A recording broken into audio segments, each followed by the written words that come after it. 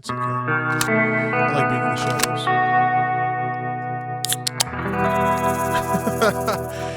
And this is the Reholstered Podcast. I forgot what it was called for just a second. 2 Red Bulls. They're little. They're little and it's early. Is that Yeah. Is that the key to Not life? a big fan of you just making me do this podcast in the mornings. I think the mornings are going to be better. I think it's going to be a better conversation. You don't think so? We'll see. So today we are talking about this amazing coyote hunt that we did or you did. How does that work? We did. We were there together. I was there, but you were the one who shot the old little guy. Yeah, you were packing around all the gear. I mean, not when the actual shots were happening. We we'll talk about that later, gear and stuff, but we ditched a lot of stuff. I looked at that pack and I said, nope. It was a big hill. I'm gonna be honest, it was a real big hill, but we made it. So today we are going to talk about hunting. I mean, I feel like we talk about hunting every week, but What a surprise. today we are talking about hunting alone, and we'll talk about some of the gear. I kind of want to coyote hunting or predator hunting in general, not predator hunting, but coyote hunting for sure is something brand new to me. Even as a kid growing up, you know, in the East, the Midwest, East, whatever, Kentucky, South. I never really thought about predator hunting at all. It was whitetail. That's exactly why you should be thinking about predator hunting. And that's a paradigm shift. Is that what it's called? Sure. I tried really hard just now. I don't think it worked out. But that's something that I'm definitely thinking about these days. But we'll talk a little bit more about that later on when it comes to mindset and why we do what we do. But what I want to do is kind of talk about this coyote hunt we went on last week, and then kind of break down where we went, not specifics, but like, you know, Drop the address. yeah, straight up. Like why we went there, which speaks to, you know, different issues that arise when it comes to predator versus livestock and domestic animals, if you will. And then I want to talk a little bit about like the realities of hunting. And then from that kind of get into the gear, holster setup, kind of gear you think you need for predator hunting, coyote hunting, different things like that.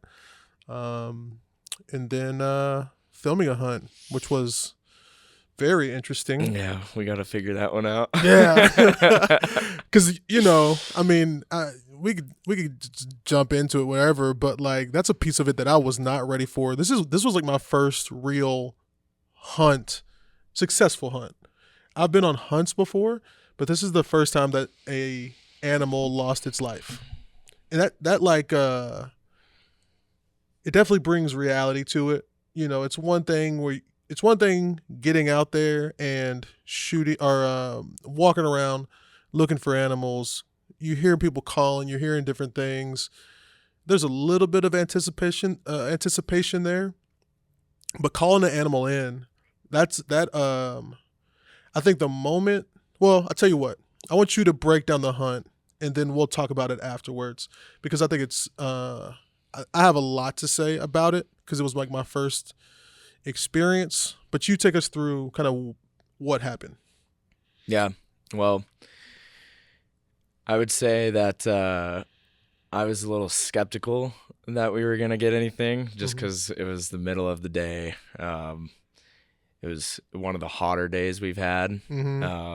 Direct sunlight, just not exactly your ideal situation for coyote hunting, but luckily where we're at, a lot of yotes. Yeah. So, and they don't act like normal coyotes. So yeah, we had a plan of hitting 3 different spots on this property. This particular property is actually my stepfather's, and he's kind of revamping it to be a whitetail heaven. He's putting the time and effort into, you know, making sure there's ample food sources, travel corridors, everything you need for a strong whitetail population.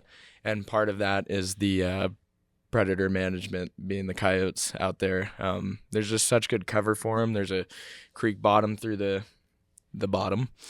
and they just and thick bushes. Mm-hmm. So they're thick in there. Yeah. And it's all kind of surrounded by not residential, but kind of this suburb feel. Yeah. So they've got the property in the middle. So they're pretty protected. Yeah. You know, I hear some of our neighbors calling and whatnot, but I don't know how successful they are. But I know there's a lot of coyotes from the cameras. But we were gonna hit 3 spots, one being the southern corner, right in the middle, and then the most northern corner. And we knew a buddy and I had taken a coyote out of that northern spot, so I was most excited to hunt that. But we had a logger in there just putting out some slash piles from this winter, making sure they were out. So I was a little curious how that was going to go. I think that's one of the things that shocked me is that like there was so much going on in that area. I mean, not so much, but like typically you think it has to be still for any hunting anything. You think it needs to be still, quiet, all these things. And like when we drove up to that last spot, I was like, oh man. And then the tractor was literally coming out. Yeah. And we were only a couple 100 yards up from that. And you could hear kids playing on the other side, and it was crazy. But yeah, that's got to be, just that suburb surrounding. Yeah. They're kind of used to noise going on and don't see it as a threat. Yeah. And we haven't hunted them the last couple seasons just because my stepdad was looking at different properties and stuff, and they ended up on the same one. So, but we set up on that first spot and called for about 15 minutes. Nothing came in, and we didn't have very good visibility. We were trying to pull them out of the creek bottom, which just to me didn't seem very possible, considering like why would they come out? They've got cover down there. It's cold and it's the middle of the day. I mean, we have good wind, but I don't know. And that is also on the same side that our neighbors always hit them with calls. So I don't know if they're, a little desensitized or what. Yeah, they've learned. I could come up with 1,000 excuses why they didn't come out. I will say though, when we set up there, like it kind of got my heart racing. It always will. We're like we said before, we're filming this hunt, and we're trying to learn how to do this more and better, and realistically, from a business standpoint, we're trying to we use these products all the time anyways, so why not show? I go out and I hike with our products on. You've been hunting with our products for a long time, essentially probably since you've been working here. Yeah. And we live in a region where there is any and every type of animal, not any and every, but there are plenty of predators out there, including humans who are taking advantage of big plots of private land to do things that they're not supposed to do. So that's a big reality of it. Yeah, and we talked about that out there. It's like, okay, you're coyote hunting, or we turkey hunt out there too. Yeah. And it's like oftentimes you'll see in our comments like people throwing some shade, like, why are you carrying on a turkey hunt, And the answer is simple, like, why not? It's not always a cougar or a bear or a moose that you're scared of. It's the people. And I think you brought up a great point out there when we did just a little field interview, whatever, of like, what if you come up on somebody on private land that's doing something they know they're not supposed to be there, that the property may butt up against some dicey areas or whatever. Yeah. Why not? I mean, we make a comfortable holster. Why not? Tell you, man. It's, even if you have another firearm, like I can tell you, I'm a lot better at quick scoping with my pistol than I am my rifle. Like, yeah, no, for sure, dude. Like that's a reality we face in this world. It's not just about, that animal. Most times animals are getting scared off. Yeah. That's my understanding of most what we call predators. Most of them want nothing to do with human beings. Unless you're talking about a big ass grizzly bear, or even then, like, I don't know, man. I feel like people are worse than these animals are. So. Well, and it's with the animals, it's kind of that same situation. You're caught off guard in a corner doing something you're not supposed to. That's most of the time an animal is going to be aggressive. You know, like you come up on it, scare it, and it's got to react or whatever. Same thing with that person that's in there doing something. You know, they're utilizing your property for a grow or something like that. Right. You know, Dan Staten brought that up. Shout out to Dan. Come on the podcast, bro. You're out there and come up on a grow with some sketchy people, and I don't know. I don't know about you, but I'd rather have a firearm. Listen, on me. man, people will protect you for far less than a couple $1,000 or $100,000 worth of product. Yeah. You know what I mean? So it's a reality. I know it's something that like it could seem like, oh, you guys are just talking about that because this is a Reholstered podcast or whatever. But like, hey, man, do what you will. Out here, I'm carrying a gun. Yeah. Like, it is what it is. We have the right to. Why not? I'm saying, come on, all day. So we hit that first spot, and I'm jittering a little bit. Yeah, I'm not even shooting. I'm like, oh man, I'm about to see something. Well, and coyote hunting's kind of like elk hunting, right? When you first hear that bugle or first hear that jackrabbit screaming, that's what we were using. That's the jackrabbit. I don't know if you guys can see this on the. It's the cheapest call you can get pretty much, but it goes from dead silent to, oh, this might happen. I was like, I'm pretty nice. I'm open, guys. I'm new to this. I'm a late onset hunter, and it's my life right now. Outside of my puppy and my wife, hunting and filming hunts and stuff like that is my life. Bro, I'm like, we finna get ambushed. These coyotes is finna come across my back. And I got the camera in my hand and I'm trying to like film everything. But in the back of my head, I'm like, cause I wear, this goes kind of to gear. I'm wearing my chest holster with the bino harness on top of it. And I clipped my the way I'm setting it up is that when we sit down or if something is getting ready to happen, I'll just unclip my bino harness on my draw side. That way I have complete access to it. As soon as you hit that call, I was like, oh, here we go. I clipped it. I was just like looking around, ready to go. I think it's great. Pop off. I literally thought I was like, man, a coyote can come from any side. Somebody needs to develop a seat that I could just swivel on. Like, dude, like all of these thoughts were like coming into my head, man. But then we moved. Then we moved to the middle, which was beautiful. Yeah, that spot was really cool. I liked it because it was super open. Mm-hmm. Okay, not super open. Where we're at, nothing is open. Yeah. I'm the idiot that just bought a spotting scope, and let me tell you, it's not coming out of my pack, at least while I'm hunting here. Man, straight timber. Yeah. Which, I love where we live. That's part of the beauty to me is that deep timber. But once you get down in, when you're actually like bushwhacking, you get down into a creek bed or a drainage or whatever. I've started to weigh what beauty and frustration is to me, and let me tell you. Hey man, that shed hunt we went on a couple weeks ago, dude, I was like frustrated. That was like the first time in the woods where I was just like, yo, this might not be. Well, and that's not even, yo man, I cannot wait to. Well, I mean, the shed hunt that I went on with my father-in-law, we were literally like bushwhacking. Yeah. Like literally having to like dig our way through these trees. I don't know what those small trees and limbs are called, but it wasn't that bad because it wasn't as long. I think that one we were just going straight uphill, straight downhill. Out here, there's not really a whole lot of just like hike straight flat for long periods of time. It doesn't seem like. Thank goodness. That'd suck. Yeah, for real. I feel bad. Might be great for coyote hunting. Yeah. You just see them coming in, but yeah. No. But yeah, that second spot was cool. Could see a little further and maybe catch them as they're coming out of that bottom. Mm-hmm. Was kind of the thought. You'd have like I think it was probably about what we ended up shooting that one at 75 yards is what you could get off, but you could see pretty good, and we knew that they weren't going to be coming from our blind side because of our wind.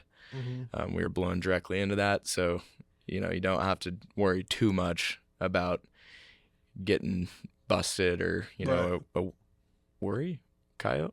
Worry? What? A worry coyote? Like on edge? A worry? A worried coyote? I don't know. Words are tough. I'm like, I don't know what you're trying to say. Just excuse me while I stroke Like out. a scared coyote? Yeah. And getting busted. But we called for another 15 minutes there. I haven't coyote hunted a lot, but from what I gathered, give it a good 15, and if they're not coming in, relocate. Yeah. I mean, if you're a predator hunter, man, let us know in the comments too. Yeah, let us know what makes you successful, because we're just kind of out here redneck hunting, dude. And that's, in my mind, man, that's like the beauty of hunting, and even getting outside. Period, is you kind of just figuring it out. Like you get some. You get tips from the podcasts and the YouTube channels, but to a certain degree, you're not going to know until you get out there and you try and learn how to kill stuff. Yeah. Which is why I'm, as the new dude, I'm like so excited about coyote hunting, because you can do it here essentially all year long. Yep. And you can mitigate your failures a little bit by that knowledge transfer that's online. Right. But at the end of the day, you're going to learn the most from your fails out in the field, like whether it be wind or, they didn't like that call or whatever. You're always going to be learning from your mistakes. 1,000%. I was really hoping that we were going to get something in that second spot. I know. Specifically before filming it. I know. I mean, the third one was cool too, but that second spot, even like the walk up to it and all that the trees that had fallen and all that kind of stuff, it was just like scenically it was the best spot. Well, if we didn't just take one the week before out of that spot, knowing where their dens were, I would have put money on that second middle spot there. And it also makes me wonder time of day. Yeah, what that spot looks like, at 7 o'clock in the morning or even 7 o'clock at night versus noon. Well, and I know they move through there so much, so. Even we were just hucking rocks yesterday to clear out some food plots, and I was like, man, let us end a little early and let me hop over the side and start screaming. Dude, seriously, man. It's addicting. Ended up going till dark. So then we went to that third spot where you and your buddy had already taken one. Yeah, and that was quick. So we actually drove on the road to get to it, and parked in a little slash pile, and that's when we were looking at our packs. Yeah, and that really gave me an understanding of why coyote hunting, or why there's a need for the kind of population control side of it. Like when we were driving through there, like you see family dogs, you see kids playing, you see, and this is like relatively close to like where they're, I mean, you're talking about less than 2 miles from where those coyotes live, sleep, eat, hunt, all of that stuff. Like it's crazy. Yeah, they're right there. Like I said, it's that kind of suburb. We actually drive through a small manufactured home trailer park to get to that third spot. And they can just pop right out there and snag cats. And the little kid would look at that and say, oh, it's a dog. Yeah. When you like, and because we'll get into kind of the kill, walking up on that's a dog. Yeah. It's, we talked a little bit about it. I don't know how much you want to go into it, but I've got 2 huskies, man. Yeah. So it's definitely like it's a trip. Yeah. And a child would see that as a dog. Yeah. You know what I mean? Like, well, just up at the local ski hill, Schweitzer, those coyotes are chasing down little skiers and nipping them at the leg. I mean, what are we doing?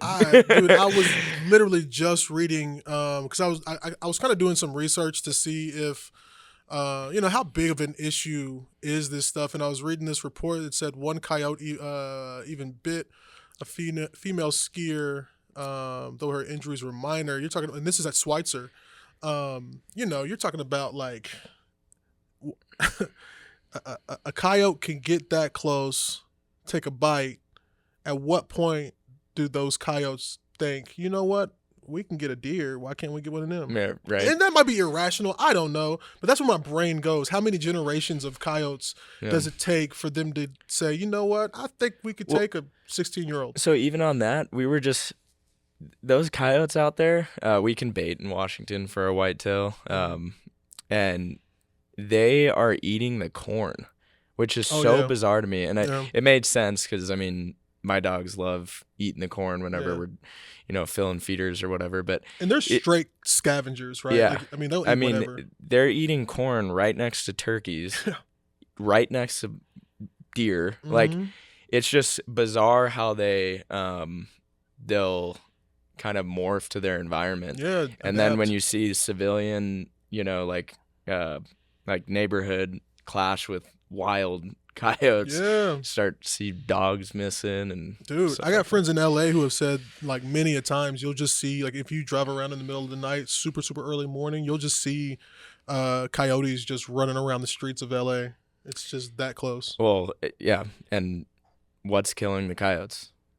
Nothing. Yeah. So that's why it's out of hand. Yeah. But yeah, so we set up on that third spot.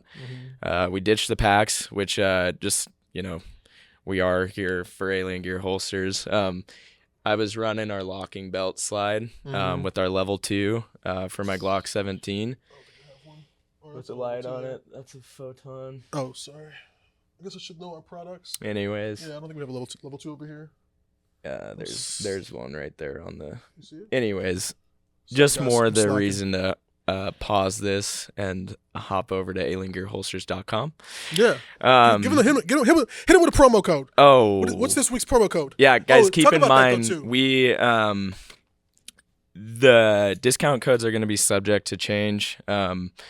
We just we run discount codes, to gauge what content is doing good, just to be completely transparent. So anytime we catch a discount code leaked on the internet, it kind of messes up our jam. So we're going to be changing the discount codes. This week is going to be Reholstered April. So use that to get 15%.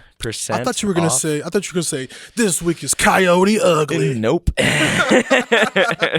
Reholstered April. We're gonna keep it super simple so I can keep track of everything. So Reholstered April at checkout to get 15% off your next holster purchase. All right. But back to the gear we were running. I was running this locking belt slide. So I run a Kuyu pack. I run it it has a strap there on my hip. So I just push this through, lock that down, and I can throw my holster on there and run it on my pack. And even when you set up, so I ditch my pack when we set up, we have the luxury of setting up in a spot. So I would just pop it off and put it on my belt. It's super easy. It just pops open with the push there, and it can adjust there. So this third spot, we ditched the packs, and I just moved this to my belt. Yeah. Because we were looking up at that hill. I knew we only had like 150 yards to go, but it was all uphill. I'm like, nah. Yeah. No, I'm glad you did. Now, there's a piece of that where I was like, it makes you think about the process, because if I hadn't ditched my pack, I had like the rifle rest that you could shut off of. Yeah, and that, as we get into this, would have helped. Yeah, so it's and that's a whole nother piece, is like kind of that arrangement and understanding what you might want to take with you versus what you can leave behind, and having your pack set up in a way that allows you to grab that stuff quickly and get out there and go based on like what hunt you're doing. Yeah, and that's going to be obviously dramatically different. We were hunting on a relatively small piece of private, and we had the luxury of great access. Oh yeah. If you're just hopping off on that quick, like, we just want to check this area out, just keep in mind that check this area out might turn into a 5-mile hike. Yeah, dude, I've heard shout out Sherelle Chrysler from Go Hunt. I've heard him talk about before, like, he's the type of guy, when he's elk hunting, he has the patience to be able to like stand in one spot, because you got your herd, and you got cows just sitting there just wanting you to move so they can like alert the rest of the herd and they'll run off. But he has talked about like sitting in one position for hours. So like you might start that stock at a certain time and the sun is out and it's bright and it's warm. But then by the time you go to take your shot, especially if you're shooting archery, you're freezing cold, you're shivering. So are you set up in a way that's going to set you up properly for that long period of time? Or are you going to, in my mind, you shivering, that could definitely affect your shot when it comes to archery and I'm sure rifle, but. Dude, I don't know about you, but I get buck fever bad. Yeah. Oh, man. So you're going to be shivering anyways? I'm shivering anyways. It's ridiculous. I look like a jackrabbit with my leg. So speaking of jackrabbit, you hit that call. We set up on that second spot and you start hitting the call. Yeah, we set up. So we knew that they were denning up on this ridge that is, we were talking about it. It's safe shooting towards it, but there's houses not too far. Right. Up over there. Up over the ridge. Yeah. And these coyotes den up right below them. I was shocked at how close that was. Yeah. Like realizing that, and then seeing it come in, yeah. I was like, dude, that's scary close. So we just set up in timber. It's log timber. This is where we took the coyote a week before. And these were younger coyotes, so they middle of the day they heard that scream.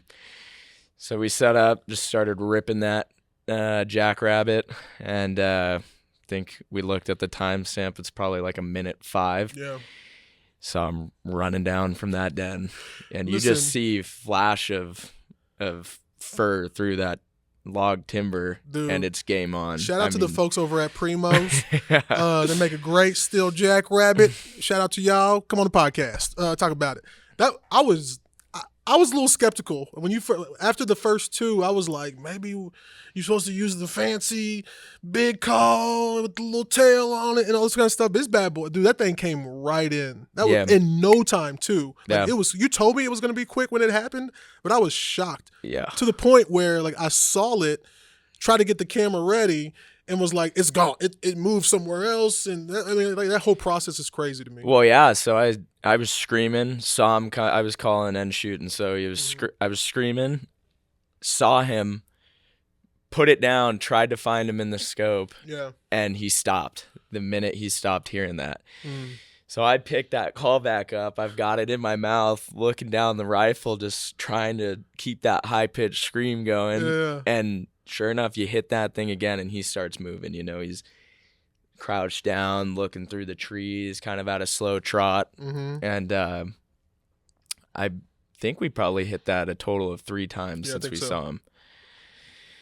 And I just saw him through trees. There's actually a tree with a tree stand set up on it with the ladder, so we kind of had that as a reference of where he was at. And he came out a foot between these trees at 75 yards. And I was just free sitting down holding, so I had my elbows on my knees, and I was pretty sturdy. We were shooting at 243 and let one rip, and it dropped. I was like, that's it, we done. Turned around, gave you some knuckles.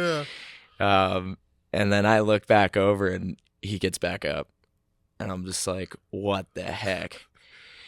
So I think you bolted. Well, no, I let one more down go from right there. Oh, that's right. I think, and missed. So I've learned this from. I'm an archery hunter. I'm very rarely behind a rifle, and unfortunately, it happens when you spine a deer. Get up on it. Don't. I've done, when I first started, I've spined one and tried to send a whole quiver at it. Next thing you know, you don't have any arrows left. In this case, rounds. Yeah. So shot that next one, and I instantly went back to those scenarios, and I was like, what are we doing? Close the distance. It's not moving. It's struggling on the ground. Let's put this animal out of its misery as quick as possible. Yeah. So I closed half the distance and let another one off, and that one hit high. This is also, be proficient with your weapons. I was shooting a gun that is the coyote gun at the house. It stays in a corner and you shoot it at coyotes. So I had no idea where it's hitting. It's just, I'm not proficient with it, and that's my mistake. I've made a point to go shoot that rifle since.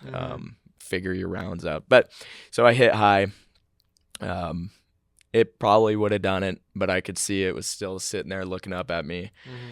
And that's where we closed the distance to about, I don't know, 35 yards, and we put a headshot on it.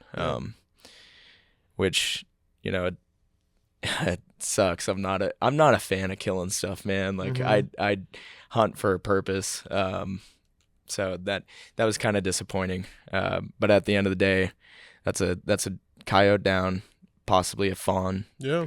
Who knows how many fawns? Yeah.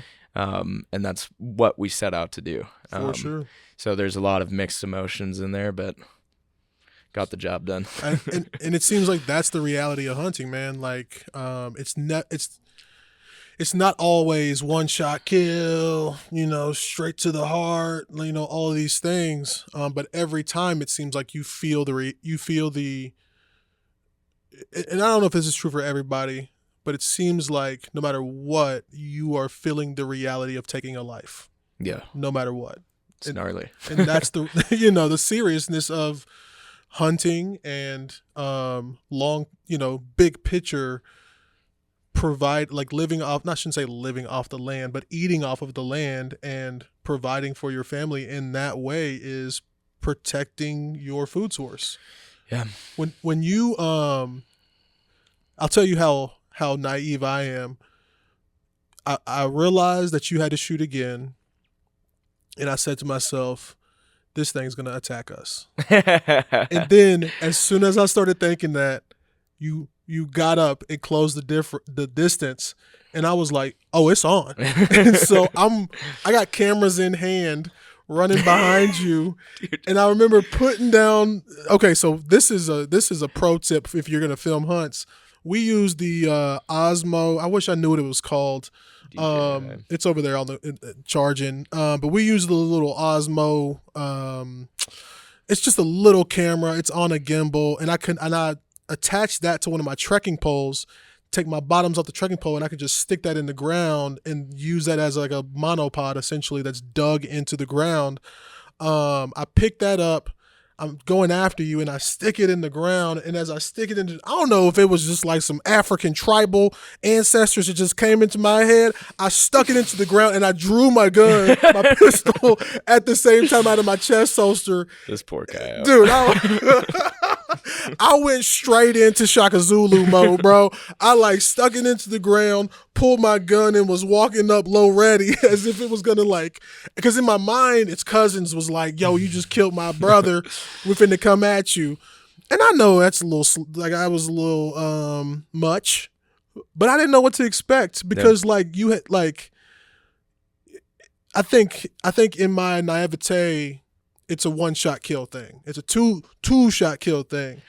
And then for it to still be going around. And then I thought about animals are most dangerous when they're wounded or when they're backed into a corner and all of those things. And that, I mean, it was almost like instinct to just draw just in case something happened to you or to me or to, you know, like, man, that was intense. Funny. Yeah. I remember getting up, running after it, and after the kill shot, looking back and being like, "Oh, you're right there." I didn't know if I was supposed to move. No, I didn't know if I was. That's great. The fortunate, man. That's not the word there. It's nice. You can't even say nice. That coyote wasn't going anywhere. It was disabled, and It wasn't going to go off and crawl into a hole. So we had that luxury, I guess you could say, to be able to close that distance and make it that much more proficient and quick. So you think it would have succumbed from its shots? Yeah, man, that's minutes. A 243 in a small animal. Yeah. I mean, not that like that's a crazy round, but the coyote we killed the week prior was with a 17. It's a smaller caliber than a 22. It's moving a lot quicker, and the ballistics on it are a lot better, but it's just like, I mean, you saw the damage that round does. It's pretty gruesome. Yeah, it was bad news. Yeah. But it also, I mean, I mean, I keep saying it, it's the reality of hunting. Yep. It's, I don't know. It's like something I just like to do and not talk about a lot, you know, just go do the job. Yeah. Because, I mean, you know, I think the hard reality is people looking at that and saying, "Oh, you just killed a dog," not thinking, like we've said multiple times already, that isn't a domestic dog. Yeah. That is a. That's it's easy for me to get caught in my feels about it, but at the end of the day, I go, that dog would not like pets from me. Oh yeah. You know, that dog's not gonna turn over like my husky does and let me scratch his belly. Yeah, dude, it's not happening. I mean, maybe, but it's taking our phones. Yeah.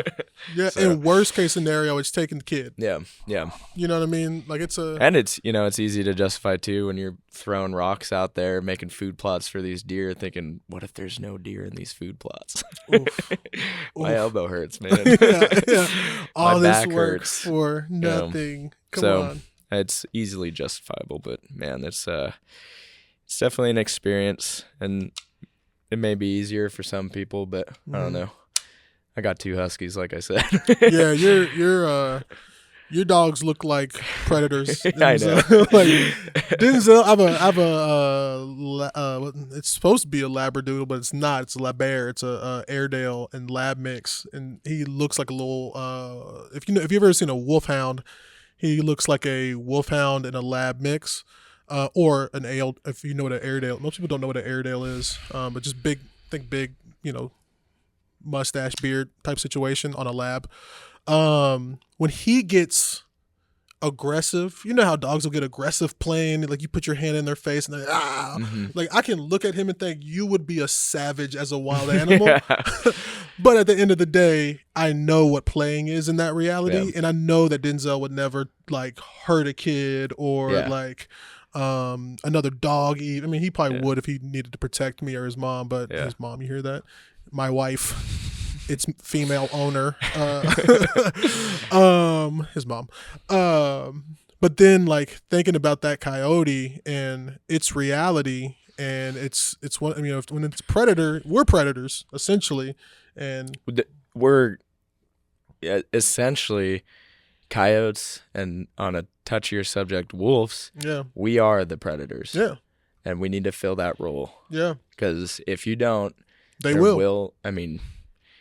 Yeah, just take a look at how Washington has been handling their hunting laws. Yeah, it's a reality that will, especially people love the idea of moving from the cities to the beautiful outdoors. And it's funny to see those narratives switch. I've seen that a couple times, but dude. That's I don't know how into that we can get. Yeah, I don't either, so we shouldn't. But that's a reality that you got to face, man. When you're out here, you want to take advantage of eating wild game. You want to take advantage of living in an environment like this. Like you sold your house in the burbs or in the city for, 5 acres in some small town somewhere. That comes with the small town realities. And for generations, ranchers and farmers and just people who have lived on the skirts or on that transition point between the outdoors and quote unquote civilization have been dealing with the reality of whether it's varmint, whether it's prairie dogs destroying their fields or coyotes coming in and destroying or eating from their livestock. That's a reality that they have dealt with.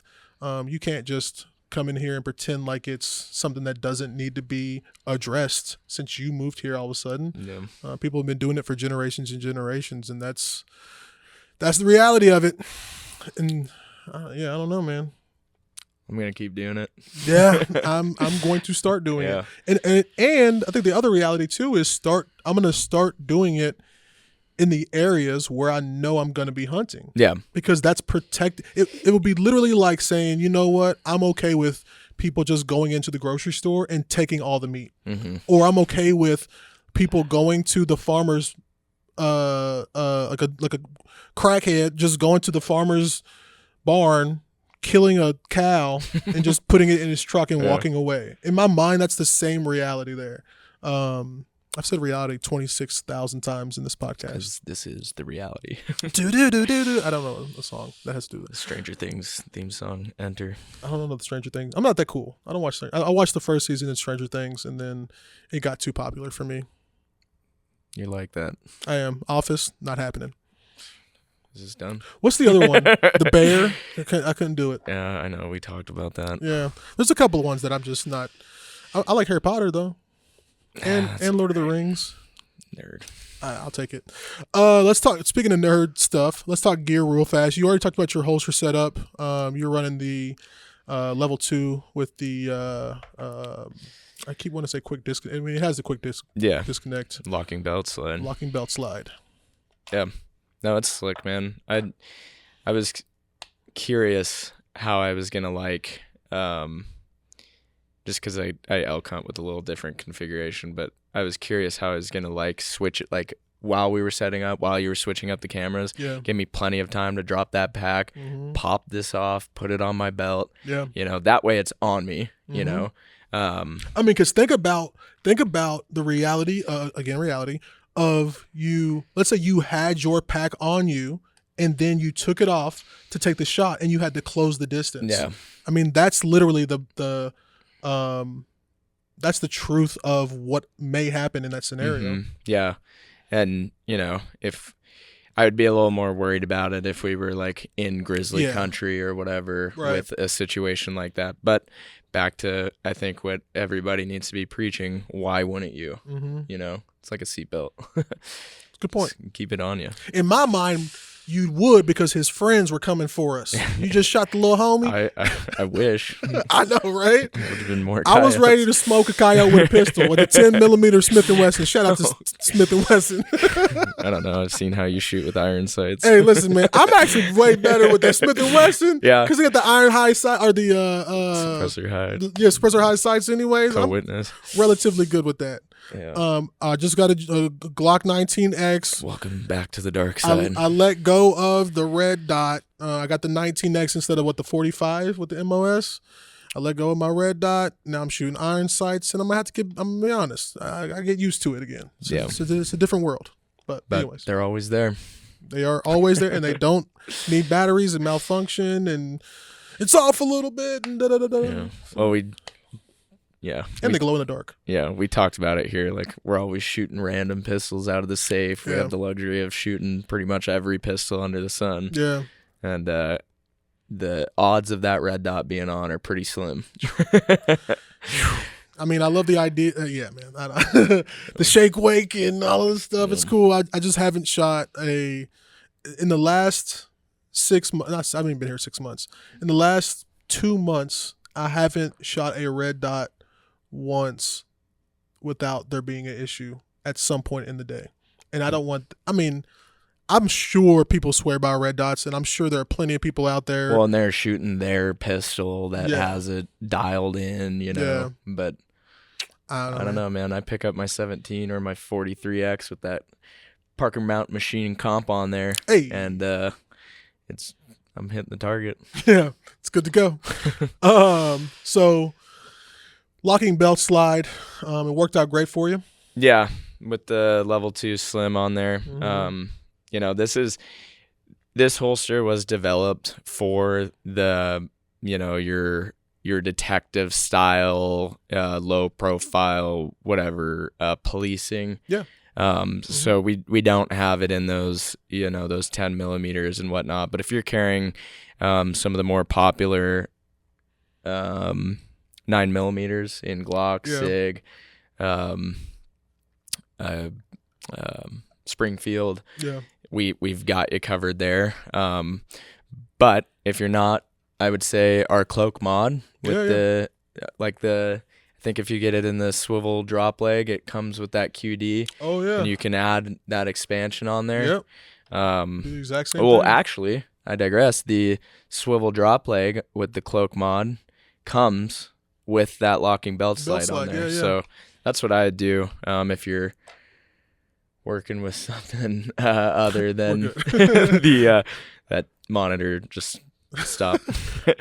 But yeah, we've got options for everything. So yeah, and I ran the chest holster. A lot of people before that, I was running just our paddle, and I would go from paddle from my backpack, kind of the same scenario. I like this more than just the straight paddle though, because it locks it in there. Added level of security. Yeah, and then too that talk a little bit about that level 2. I think I don't know if we've talked about this on the podcast or just in the office.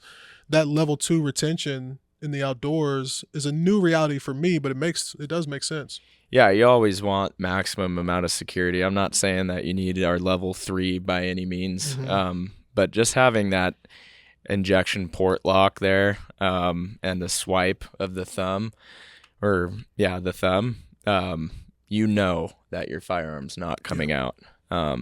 So that's just nice to have. And I think we have talked about it a little bit, but that's not to say that our passive retention holsters aren't going to do the job. I'm totally confident. And even when I was rocking the cloak mod, I'm totally confident in that thing is not going to fall out. It's not going to slide around. That adjustable retention, you can tighten it down, not to where your firearm's not coming out, but to where it takes just that much, like a little bit more than, maybe you'd say with your IWB setup because it's in your pants. Yeah. It's going to hold it in there. We have, I think we call it the alien skin or something like that, but it adds that the perfect amount of friction, and then combined with all of our holsters have these grommets here, these rubber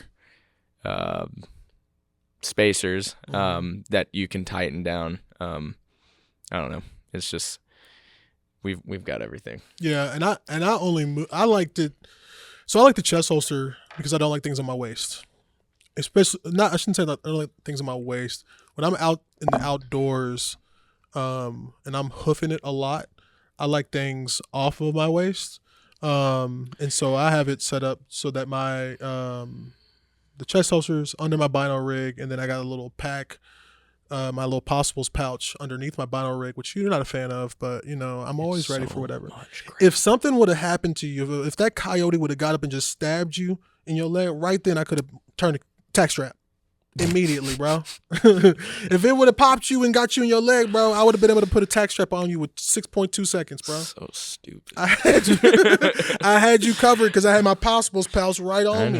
Yeah. If we needed to start a fire right there, if you needed a tarp right there, we could have took. If it would have rained, if that was an elk and it started raining, I could have put a tarp over us. Just saying. We were 150 yards from the car. And 2 minutes from a house. But you never know when might pop off, man. I mean, definitely the tourniquet thing. I feel you there. Yeah. And a tarp.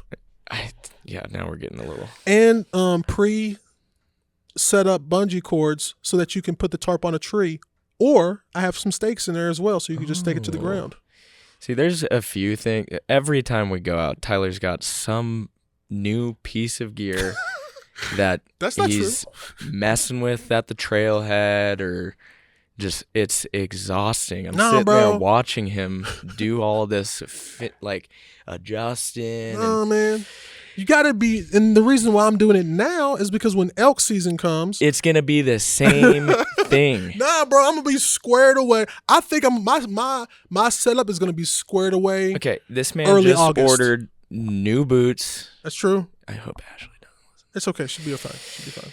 Just ordered new boots. He's looking at a new pack. Shout out Crispy. Shout out Initial. I'm thinking Initial Ascent for the Pizzazz. Hey, just so 5K. You guys know over there at Go Hunt, you're doing your job.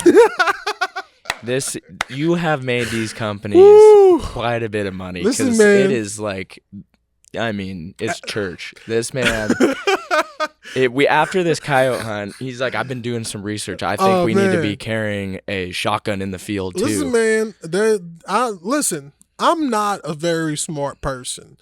What I can do, though, is learn from those who have come before me. You know what I'm saying? Therefore, mitigate your failure for sure. Bro, therefore, I'm going to try to see what's okay. All right. I'm going to try to see what works best for me. That's why, for example, I took a pack out and I put 80 pounds of sandbags in it, did a little ruck. I realized after not even a mile that this ain't for me. Lift, run, shoot. Listen, brother.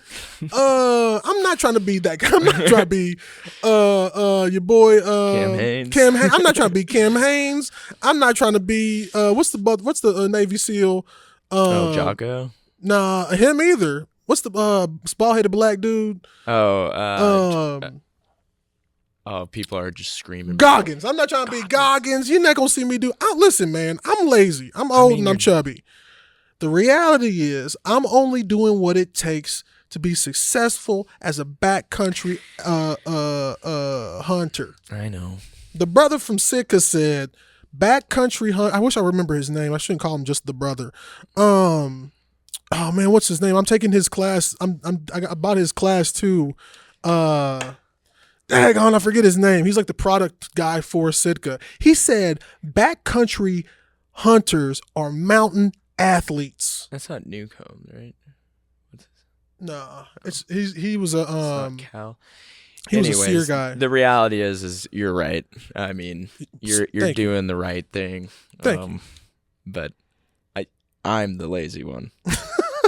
Well, you're still young, so you don't have to necessarily do these things right now. Oh, I get so sick of this argument. What are you talking I'm about? still young. John Barklow is who I was talking about from Sitka. He's the one who taught me about Possible's pouch. He said backcountry hunters are mountain athletes. The moment I heard that, I said, you know what?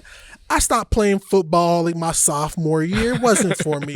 I stopped skateboarding around I was like 19, first year of college. I stopped skateboarding. I ain't really been an athlete since. But in my heart of hearts, I'm MJ.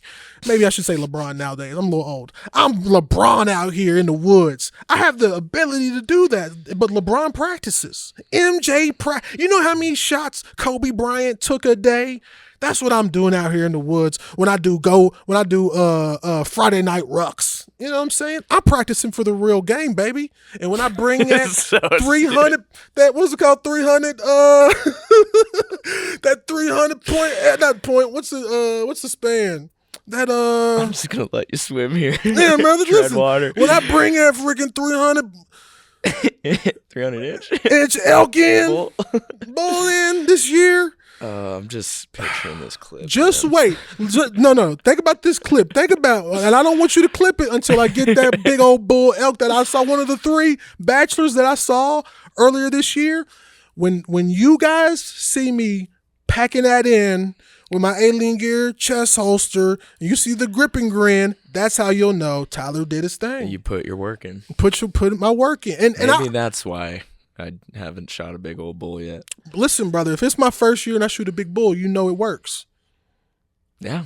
No, what it's going to come down to is I'm going to be calling for you. That's why you're going to get a big bull. No, actually, that brings up a good point. You know the reason why I am trying to do the work now?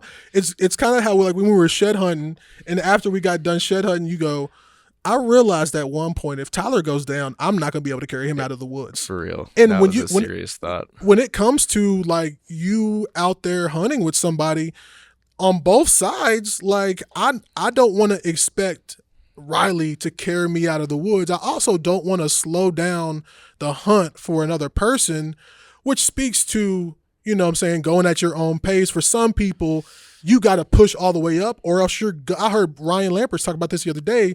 He has to keep going no matter how different somebody else's pace is. He has to keep going, or it's going to for him to slow down, it's going to make him more fatigued. Yeah.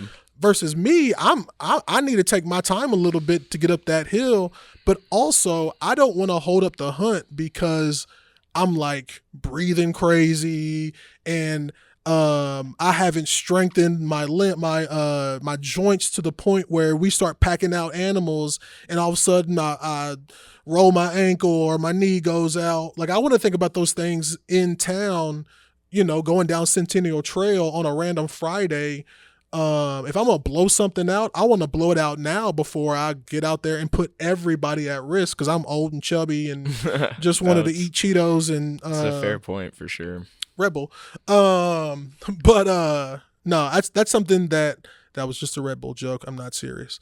That is something that when you're older, you have to think about, especially if you're just now getting into hunting and you're, I'm going to say older than 35, you have to consider the realities of what you're putting yourself into. Now, if you're truck hunting or if you're only going in a mile and it's on like property where you know there's a house, you could just, and somebody's going to come running for you, that's a different reality. But in my mind, I'm trying to be the MJ of backcountry hunters. You know what I'm saying? I'm trying to be Brady Miller and go 35 miles into the backwoods of North Idaho for mule deer and all this other kind of stuff.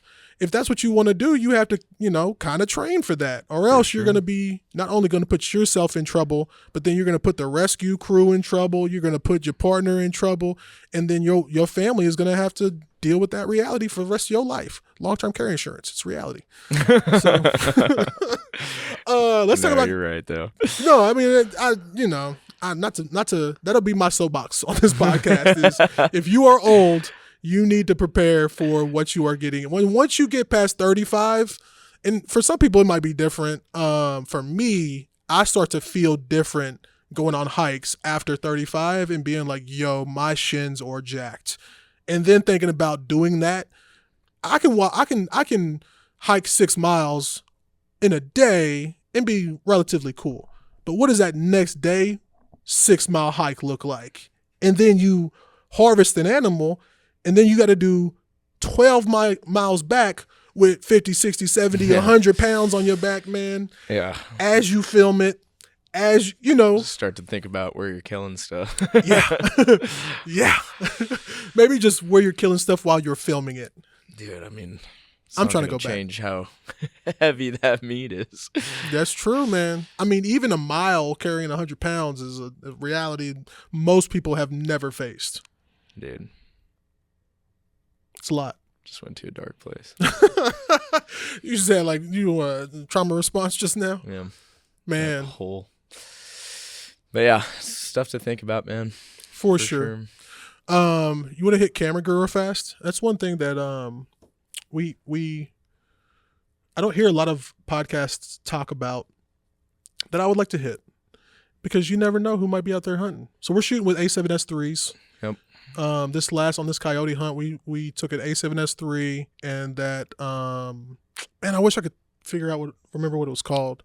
Isn't it the Osmo? It's the Osmo something. It's like Osmo 3 or Osmo Go or something like that.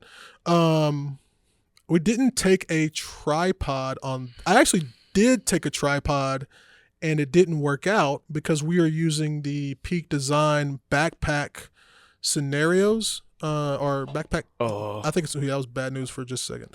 It's like the V3 clip on the backpack, which you really, really like, right? I dug it. Like when we went on that little shed hunt, being able to keep it right here on my pack and have the lens kind of sit in between my bino harness was super cool. And then, you just push this little button and it comes out.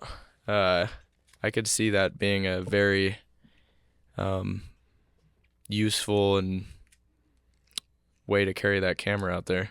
Yeah, I've seen a lot of people use that whether it be for like wildlife photography or just like filming outside, wedding photography. Yeah. But yeah, you go from there and you can't go to a tripod. So. Oh yeah, I literally didn't have it set up to go to a tripod, so we just got this bad boy.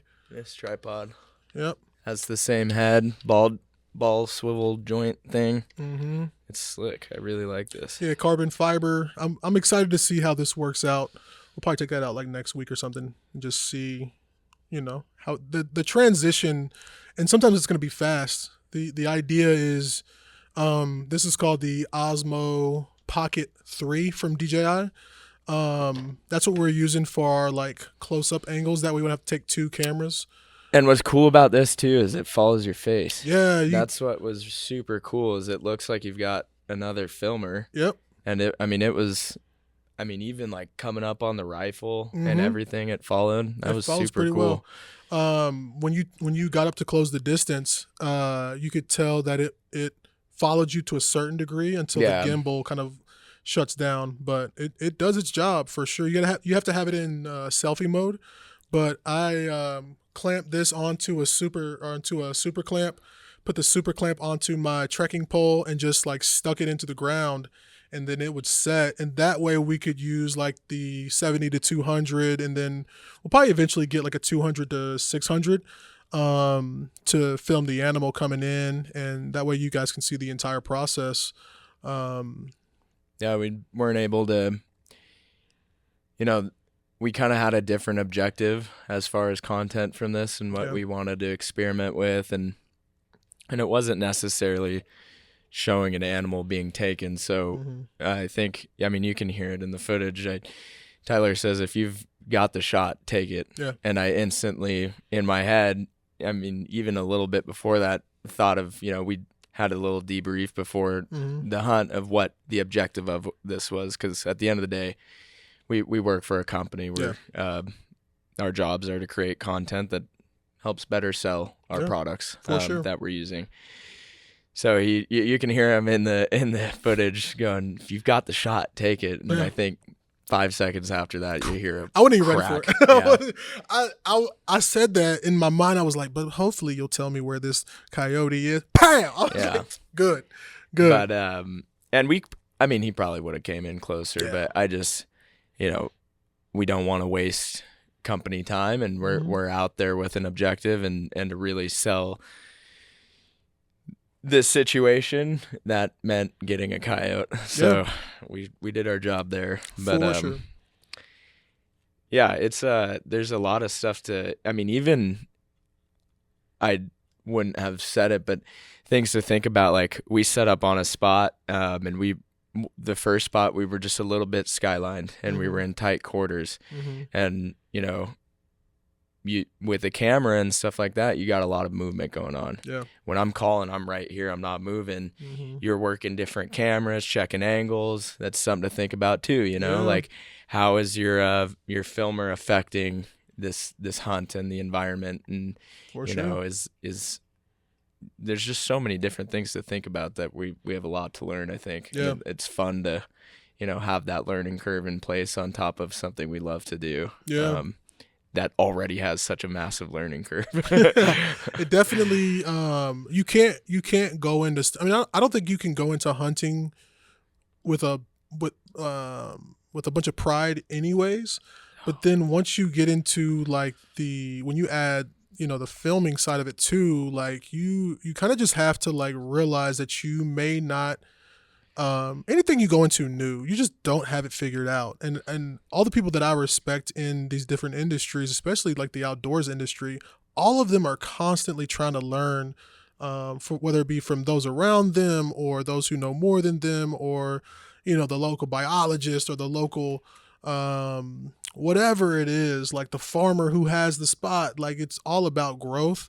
And then when you add the whole like filming into it, man, like, you just got to be humble. Dude, the other brutal thing is I hate being in front of the camera. I mean, this is the most I've been in front of this stupid camera since I've worked here. Come on, and man. It's just so brutal. I mean, you got a camera in your face going, what are we out here doing? I'm like, we're going to kill some stuff.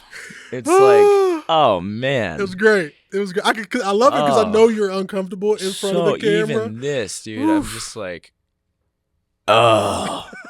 All of the best podcasters that I know, all of the best interviews that I've seen, those people started out saying, I hate this. I'm uncomfortable. I'm not like this. Not even like uncomfortable. It's just not my personality. It's not the type of person that I am. But I think that's what makes it like genuine content. I can get in front of a camera all day. I could technically get in front of a camera and write a script and pretend as if I know how to hunt. I know how to, all of this I could do enough research to say the right words and this, all of this stuff, but it's going to come off in disingenuous, ungenuine. I don't know. I carry a camera for a reason. The better reality, and I think I respect brands that use people who genuinely enjoy the thing that they're doing, opposed to just doing it because it's a sales tactic. You know what I mean? Like, well, I don't know. I mean, obviously there's always going to be a motivation to sell. It's why we're here. It's what we get paid to do. Mm-hmm. But I think it's important to show, like, we've got Randy Watts, a very experienced operator, and his expertise is that tactical gear and, the rapid force line. And you see that in our content. Mm-hmm. Instead of us pretending to LARP and stuff, and you'll see us out on the range, shooting with Randy and whatnot, because it's fun. We do enjoy it. Yeah. But that's not our area of expertise. Right. Our area of passion, not expertise, but passion is the hunting and outdoors. And that's where you're going to hear from us. And that's how we can create content to sell our product, because we are using this gear. Yep. We do care that this gear works good. And on that note, please let us know what you're looking for, what you want to be using, what you're looking for while carrying, and you know, also share those experiences and stuff like that, because that's how we get better. That's how Rapid Force has gotten to where it's gotten. Yep. And as we kind of gear more towards this outdoor stuff alongside the tactical stuff, we need that feedback, because we are going to grow these product lines. I can't say everything, but there are awesome things coming from this company for sure, in areas that maybe haven't got a lot of attention. So and that takes user feedback and whatnot. So and we want to make sure that we are, you know, that user feedback is, like you said, it's one of those things that made Rapid Force great. Rapid Force is a great product, and it's a great product because the people who use that and depend on their the people who protect us, who use that product to protect their lives and get back home, are the ones who, you know, that's the user feedback that we got to make that a great product. And we want to do the same thing in the everyday carry space. We want to do the same thing in the outdoor. I mean, I've been carrying a gun outside in the realities of hiking and being, I don't know, realities is the word of the day. The podcast is going to be called The Realities of the Coyote's Life. Reholstered Podcast, right. I've been carrying a pistol in the outdoors for a long time. It's new. The hunting side of it's new for me, but even just like carrying it outside, there are things that and that's why I love our like engineering team too. Just being able to go down there and talk to them and like just talking through, you know, why did we do this way? Have you considered this? Like, they're not going to sit there and talk to us every day for 8 hours about what we think should go on, but just having a team here at Alien Gear Holsters of people who genuinely want to make a good product, I think as a consumer of our product, it means the world to me knowing how much we take kind of just like that, the user's input and make it a real part of the process. So, and like I said, it's becoming it's what built Rapid Force, and it's what's going to build our other product lines. There's some cool stuff coming. I'm really excited. Yeah. Well, I think it's a good place to end it, man. If you guys have any questions or concerns or any of those things, make sure you hit us up on the socials. You can hit us in the DMs. You can hit us in the comments. You can go to aliengearholsters.com. All the things. Also, make sure you use the promo code Reholstered April. Reholstered April. Because it's April. It is April. It's bear hunting season. Yeah. Not yet. Like a week. 15th. Come on, man. Turkey opens too. You're about to see all sorts of things go on the ground. Man, a lot of grip and grins. Make sure you tag us in your grip and grins as well. Dude, the turkeys were going off last night. Really? They're so done. They have, think about them sitting in that tree, not even knowing what's about to happen. Breast meat? You gonna cook some turkey breast? So we can kill 7 turkeys in Washington. What? Yeah, between April and fall. Jeez. So I'm gonna try all sorts of things. I want to try full bird, cut it up. We'll get into that later. Yeah. We'll do a turkey episode another time. We have to bring somebody special out for a turkey hunt and then do a turkey podcast. Joel Turner. Oh, he just called it out. Joel Turner, come on the podcast, man. I haven't met you yet, but I try not to pull the trigger too hard. We'll talk to y'all next time. Bye.